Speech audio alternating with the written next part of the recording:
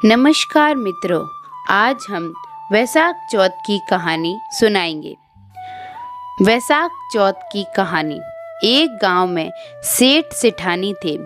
उनके एक बेटा बहू थे। वह बर्तन मांजकर पानी डालने नीचे जाती तो अड़ोस पड़ोस की औरतें उससे पूछा, आज खाने में क्या खाया? तो वह कहती, बासी कुसी तरबासी। एक दिन जब वह बर्तन मांजकर पानी फेंकने गई तो रोजाना की तरह औरतों ने पूछा कि आज क्या खाया? तो फिर उसने यही जवाब दिया, बासी कुसी तरबासी। उस दिन सेठ के बेटे ने नीचे उतरते हुए उसकी यह बात सुन ली और मन में सोचने लगा, अभी तो यह ताजा भोजन करके आई है, फिर भी इसने दूसरों को बासी कुर्सी क्यों बताया? दूसरे दिन उसने माँ से कहकर खीर खांड का भोजन बनवाया। माँ, बेटा और बहू तीनों ने बड़ी प्रसन्नता से भोजन किया। बहू बर्तन मांजकर पानी को नीचे डालने गई तो पीछे पीछे उसका आदमी भी गया।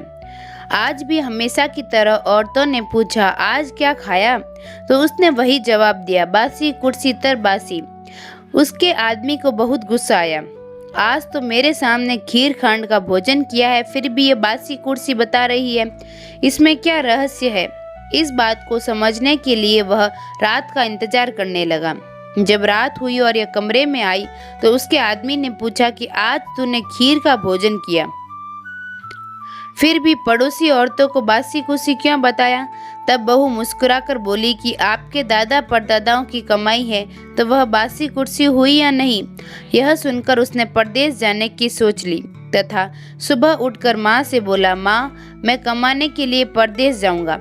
माँ ने कहा, अपने पास बहुत धन है, तुझे परदेश जाने की क्या आवश्यकता है? लेकिन बेटे की जिद करने पर माँ ने परदेश जाने की स्वीकृति दे दी। वह कमाने के लिए परदेश चला गया। वहाँ उसे एक सेठ के यहाँ नौकरी मिल गई। कुछ ही समय में वह सारा काम काज करने लगा। सेठ अपना सारा कारोबार उसे सौंप कर स्वयं तीर्थ यात्रा करने चला गया। इधर सास ने यह से कह दिया, दिए की बुझावे तो चूल्हे की मत बुझाना और चूल्हे की बुझ जावे तो दिए की मत बुझाना। लेकिन एक दिन दोनों अग्नि बुझ गई तो बहू पड़ोस से अग्नि लेने गई।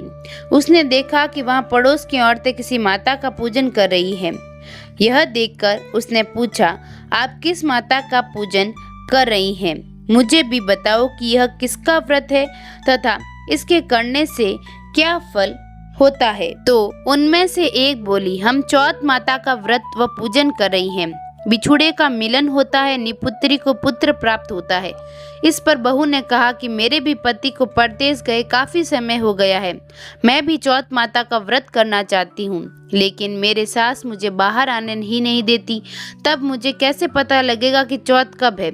इस पर औरतों ने कहा कि तुम रोजाना एक डिबिया में गेहूं को दाना रखती जाना। जिस दिन 30 दाने पूरे हो जावें उसी दिन व्रत रख के शाम को चौथ माता की पूजा करके चंद्रमा को अर्घ देकर फिर खाना खा लेना। साहूकार की बहू कहे अनुसार व्रत करने लग गई। व्रत करते करते काफी समय बीत गया तो चौथ माता ने सोचा कि यदि इसकी नहीं सुनी, अपने को कोई पूजा नहीं। तब चौथ माता ने साहूकार के बेटे को सपने में जाकर कहा कि सरकार का बेटा सो रहा है या जाग रहा है? उसने कहा, न सो रहा है न जाग रहा है, चिंता में पड़ा है। इस पर चौथ माता ने कहा कि अब चिंता छोड़ और तेरे घर पर जाकर सबकी सूद ले। उसने कहा कि मैं कैसे जाऊं, मेरा कारोबार बहुत फैला हुआ है। तब चौथ माता बोली, सुबह उठकर नहा धोकर दुकान जाकर चौथ विनायक जी का नाम लेकर घी का दीपक जलाना, तेरा सारा काम सुलझ जाएगा। सुबह उसने वैसा ही किया। देखते ही देखते सारा हिसाब किताब हो गया और उसने घर जाने की तैयारी कर ली।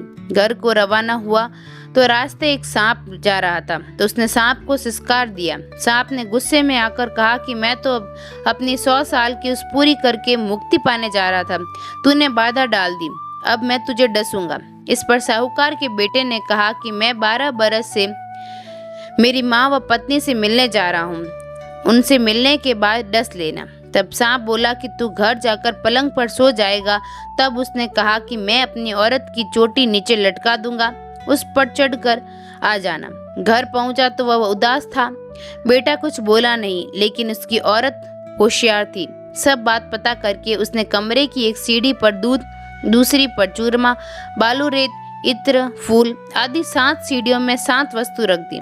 आधी रात को फुफकारता हुआ सांप आया और सभी वस्तुओं का आनंद लेकर खुश हुआ, लेकिन वचनों से बंधा हुआ था, सो डसना तो था।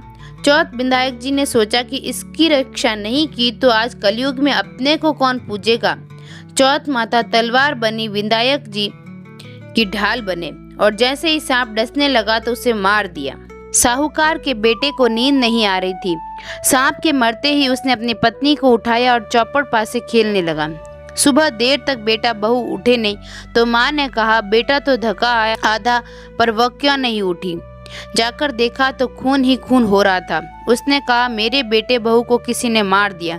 तब से बैठ बोला, माँ हमारा वरी दुश्मन सर है, वहाँ रफाई कराओ, तब तक हम आएंगे। माँ ने वहाँ सफाई करवाई। वे बाहर आए। दो आकर माँ से पूछा, माँ मेरे पीछे से किसी ने कोई कहा कि मैंने क्या किया। इस पर सास ने कहा कि तूने क्या किया। मैं इसे समय पर खाना देती थी। वह बोली, महीने में 1 ईद का व्रत थी। सुबह का खाना पानी वाली को देती, दूसरी बार का गाय के बछड़े को खिलाती, तीसरी बार का उठियाना में गाड़ देती, व चौथी बार का पूजा करके चंद्रमा देखकर फिर खाती थी। मैंने पूजा के लिए बदिया की दुकान से घी गुड़ मंगवाया, सो उसका जाकर हिसाब कर। सास ने पानी वाली से पूछा तो उसने कहा कि महीने में 1 दिन मुझे देती थी। बछड़े से पूछा तो उसने मुंह से फेंक कर फूल गिरे। उठियाना खोदा तो रोटी के सोने के चक्कर निकले। बनिया से पूछा तो उसने भी कहा कि महीने में 1 बार मेरे से घी गुड़ मंगवाती थी। फिर दह ने कहा कि मुझे अब वैशाख की चौथ का उद्यापन करना है। सास बहू ने चौथ माता का व्रत व उद्यापन धूमधाम से किया और आराम से जीवन बिताया। हे चौथ माता, उस पर प्रसन्न हुई जैसी सब पर प्रसन्न होना और सभी की मनोकामना पूरी करना, अमर सुहाग देना। धन्यवाद। विधायक जी की कहानी। एक बार गणेश जी वेश बदलकर 1 चम्मच में दूध और अपनी मुट्ठी में कुछ चावल लेकर घूम रहे थे। हर घर जाकर कह रहे थे, कोई माई खीर बना दो। सबने मना कर दिया कि इतने से खीर नहीं बनेगी। अंत में वह एक बुढ़िया के घर पहुंचा और बोला, माई खीर बना दो। बुढ़िया हंसकर बोली, पगले इतने से खीर कैसे बनेगी, फिर भी मैं थाली बैठी हूँ, लाओ बना देती हूँ। वह छोटा बर्तन लेकर आई तो गणेश जी बोले, माई बड़ा बर्तन चढ़ाकर बना, मैं गांव में बुलावा देकर आता हूँ। बुढ़िया माई ने सोचा, बावला है, लेकिन उसका कहा कर देती हूँ। उसने बड़े बर्तन में खीर बनने के लिए चढ़ा दी। उधर गणेश जी कहकर चले गए। थोड़ी देर में खीर से पूरा बर्तन भर गया। बुढ़िया माई ने सोचा, वो गांव में बुलावे की कहकर गया है, पता नहीं बाद में खीर बचे या न। तो बुढ़िया ने अपने लिए खीर निकाल कर गणेश जी का नाम से भोग चढ़ाकर खाने लगी। इतने में ही गणेश जी आ गए। बुढ़िया बोली, आ जाओ खीर खा लो। तो गणेश जी बोले, माई मैंने तो जब तुमने भोग लगते समय मुझे याद किया तब ही खा ली, अब पूरे गांव को खिलाओ। जब तक पूरा गांव नहीं खा लेता तब तक तेरे भंडारे की खीर खत्म नहीं होगी। यह कहकर गणेश जी चले गए। थोड़ी देर में बुढ़िया घर के अंदर गई तो देखा कि सारे बर्तन अनाज से भरे हुए हैं। सोना चांदी गहने आभूषणों से पूरा घर भर गया है। विधायक जी महाराज, जैसा उस बुढ़िया माई को दिया सबको देना, पढ़ने वाले, सुनने वाले, कहने वाले व सभी के परिवार को देना। धन्यवाद।